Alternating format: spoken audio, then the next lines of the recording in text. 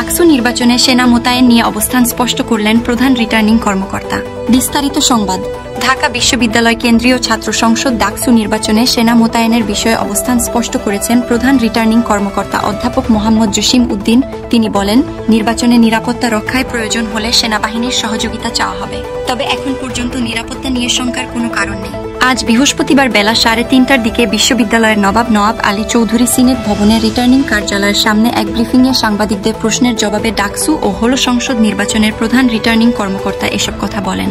এর আগে আজ আন্তঃবাহিনী জনসংযোগ পরিদপ্তরের আইএসপিআর এক সংবাদ বিজ্ঞপ্তিতে বলা হয়, সরকারের পক্ষ থেকে বাংলাদেশ সেনাবাহিনীকে এ সকল নির্বাচনসমূহে ডাকসু ও হল সংসদ দায়িত্ব পালনের বিষয়ে কোনো নির্দেশনা প্রদান করা হয়নি এবং ভবিষ্যতে এ ধরনের কোনো দায়িত্বে সম্পৃক্ত হবার সুযোগ নেই। এ নিয়ে এক প্রশ্নের জবাবে প্রধান রিটার্নিং কর্মকর্তা জসিম উদ্দিন বলেন, নির্বাচনে সেনা মোতায়েনের বিষয়টি তারা পরিকল্পনায় রেখেছেন। যদি প্রয়োজন হয় বিশ্ববিদ্যালয় প্রশাসনের মাধ্যমে তারা এই সহযোগিতা চাইবেন, তবে এখন পর্যন্ত নিরাপত্তা নিয়ে শঙ্কার কোনো কারণ নেই। রিটার্নিং কর্মকর্তা কাজী মারুফুল হক বলেন, শিক্ষার্থীদের সার্বক্ষণিক নিরাপত্তা ইস্যু নিয়ে দাবির পরিপ্রেক্ষিতে সেনা মোতায়েনের কথা বলা হয়েছিল। তাদের দাবি ছিল ভোট কেন্দ্রগুলো আবাসিক হল থেকে বের করে আনার, সেটি হয়েছে। মারুফুল হক আরো বলেন, একজন শিক্ষার্থীর সব কোটি ভোট দিতে 8 মিনিট করে সময় লাগবে। শতভাগ ভোটার উপস্থিত থাকলেও যাতে সবাই ভোট দিতে পারেন সে অনুপাতে ভোট কেন্দ্রে বুথ স্থাপন করা হবে।